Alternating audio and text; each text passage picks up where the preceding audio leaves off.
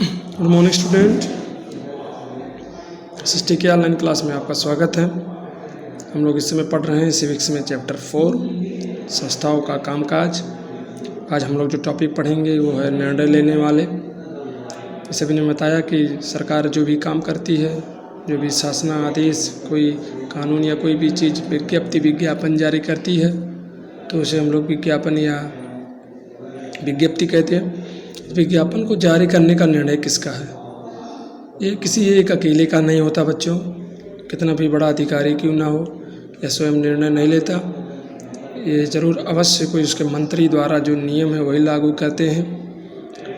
जैसे कर्मी को प्रशिक्षण मंत्री अकेले भी यह निर्णय नहीं ले सकता, इसके साथ जो इसके प्रमुख अधिकारी हैं वे सब शामिल होते हैं। इन सभी बातों को मिलाकर आज हम देखेंगे कि कौन कौन है जो इन सभी बिंदुओं पर या इन विज्ञापनों पर निर्णय लेते हैं। पहला है राष्ट्रपति। हमारे यहाँ राष्ट्र का अध्यक्ष होता है तथा औपचारिक रूप से देश का सबसे बड़ा अधिकारी होता है। जितने भी कागज पत्र, हस्ताक्षर, अनुबंध, पुरस्कार होते हैं सब पे राष्ट्रपति का ही हस्ताक्षर होता है। संघीय सरकार का जो प्रमुख या वास्तविक रूप से जो प्रमुख होता है वो प्रधानमंत्री होता है, और सरकार में उसी की ओर से जो अधिकांश अधिकारों का या उसके ही पावर का काम होता है। मंत्री की ही प्रधानमंत्री की ही सिफारिश पे ही राष्ट्रपति अन्य मंत्रियों और लोगों को नियुक्त करता है तथा महत्वपूर्ण जो है मंत्रिमंडल तैयार होता है। कामकाज से जुड़े अधिकांश निर्णय जो है मंत्रिमंडल की बैठकों में प्रधानमंत्री ही लेता है। संसद के भी 2 सदन हैं, लोकसभा और राज्यसभा। लोकसभा को निचला सदन, लोकप्रिय सदन या लोगों का सदन कहा जाता है। राज्यसभा को संसद के ऊंचे या ऊपरी सदन या स्थायी सदन कहा जाता है, या राज्य का सदन कहा जाता है। प्रधानमंत्री जो होता है वो लोकसभा के बहुमत से प्राप्त समर्थन से होता है। यदि लोकसभा में प्रधानमंत्री को बहुमत नहीं है तो वह प्रधानमंत्री नहीं बन सकता, या कह सकते हैं उसकी सरकार गिर जाएगी। कार्यालय विज्ञापन निर्णय के लिए और कौन शामिल होते हैं, इस विषय में हम लोग पता करते हैं। देखिए, जो विज्ञापन निकलता है उस पर हस्ताक्षर या तो गृह सचिव या जो वित्त सचिव होते हैं, जैसा जिस विभाग से वो विज्ञापन निकलना हो उसी विभाग के सचिव उस पर हस्ताक्षर करते हैं। पिछले वीडियो में मैंने बताया कि उसका एक कोड या एक क्रम होता है। जैसे हम लोग पढ़ते हैं या कॉपी बनाते हैं तो उसमें सीरियल नंबर डालते हैं 1 2 3 4।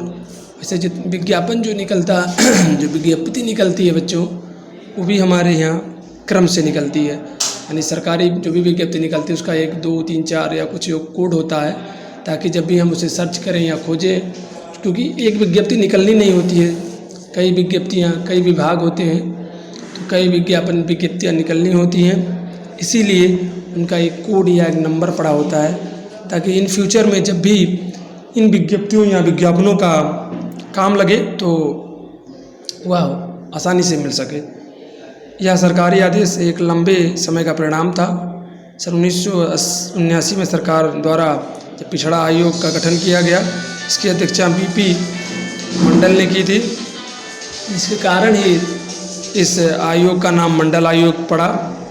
सरकार ने इस आयोग को देश में सामाजिक और शैक्षणिक क्षेत्र से पिछड़े लोगों की पहचान करने के लिए और मानदंड तय करने के लिए, उनका पिछड़ापन दूर करने की उपाय बताने की जिम्मेदारी सौंपी।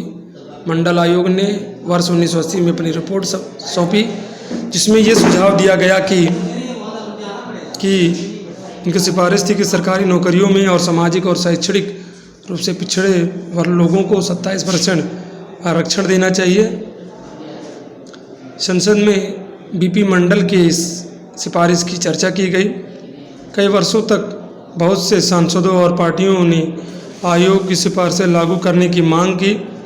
अंततः वर्ष 1999 में लोकसभा में जनता दल ने अपने चुनावी घोषणा पत्र में यह वादा किया कि यदि हम सत्ता में आते हैं और हमारी सरकार बनती है तो मंडल आयोग की पिछड़ा वर्ग की जो सारी सिफारिशें हैं उसे लागू करेंगे। चुनाव परिणाम के पश्चात जनता दल की सरकार बनी और बीपी सिंह, विश्वनाथ प्रताप सिंह भारत के प्रधानमंत्री बने और उसके बाद उन्होंने कुछ उस पर काम किया जो घटनाएं घटी। नवगठित सरकार ने संसद में राष्ट्रपति के भाषण के माध्यम से मंडल आयोग की रिपोर्टें लागू करने की मंशा की घोषणा की। 6 अगस्त 1990 को केंद्रीय कैबिनेट की बैठक में इस बारे में एक औपचारिक फैसला लिया गया। अगले दिन प्रधानमंत्री बीपी सिंह ने एक बयान के माध्यम से इस फैसले के बारे में संसद के दोनों सदनों को अवगत कराया। कैबिनेट के फैसले को प्रशिक्षण तथा कार्मिक विभाग को भेज दिया गया। विभाग के वरिष्ठ अधिकारियों ने कैबिनेट के फैसले के मुताबिक एक आदेश तैयार किया और मंत्री की स्वीकृति की ओर भेज दिया। एक अधिकारी ने उस आदेश पर हस्ताक्षर किए और 13 अगस्त 1990 को OEM नंबर 36/60/12 तारीख 1990 को यह तैयार किया गया। यदि उस दौरान कुछ माह तक यह आदेश सबसे अधिक चर्चित का विषय बना रहा। सभी पत्र पत्रिकाओं अखबारों में इस मुद्दे में सभी लोग अपने अलग तरह के विचार करते रहे, बहस चलती रही। इसके चलते देश में अनेक जगहों पे हिंसक और अहिंसक प्रदर्शन भी हुई। इसके अतिरिक्त कुछ लोगों का यह भी मानना था कि देश में विभिन्न जातियों के मध्य असमानता के कारण ही नौकरियों में आरक्षण आवश्यक है। इसके विपरीत दूसरे पक्ष के लोगों को यह मानना था कि इस फैसले से जो पिछड़े वर्ग के नहीं हैं उनके अवसर छिन जाएंगे। अत्यधिक शैक्षिक योग्यता होने पर भी इन्हें सरकारी नौकरियां नहीं मिलेंगी, जिससे जातिवाद को बढ़ावा मिलेगा और एकता और देश की प्रगति पे इसका विपरीत प्रभाव पड़ेगा। अंततः इस विवाद का निपटारा किसने किया? आप भली बात जानते हो कि सर्वोच्च न्यायालय, उच्च न्यायालय सरकारी निर्णय के विवादों को निपटाते हैं। इस आदेश के विरोध में कुछ लोग संस्थाओं ने अदालत में मुकदमे दायर किए। भारत के सर्वोच्च न्यायालय ने इन सभी मुकदमों को एक साथ जोड़ दिया, जिसे इंदिरा शाहनी बनाम अन्य भारत सरकार का मामला कहा गया। इसके पश्चात सर्वोच्च न्यायालय ने 11 सबसे वरिष्ठ न्यायाधीशों को पक्षों वकीलों की सुनवाई की और सन 1992 में फैसला बहुमत से किया गया कि सरकार का यह आदेश अवैध नहीं है। परंतु सर्वोच्च न्यायालय ने केंद्र सरकार के मूल आदेश में कुछ संशोधन करने का भी आदेश दिया और कहा कि पिछड़े वर्ग की अच्छी स्थिति वाले लोगों को आरक्षण का फायदा नहीं मिलना चाहिए। इस निर्णय के अनुसार 8 सितंबर 1993 को कार्मिक और प्रशिक्षण मंत्रालय द्वारा एक और आदेश पारित किया गया और इसके बाद यह विवाद सुलझा लिया गया। तभी से इस नीति को अमल किया जाने लगा।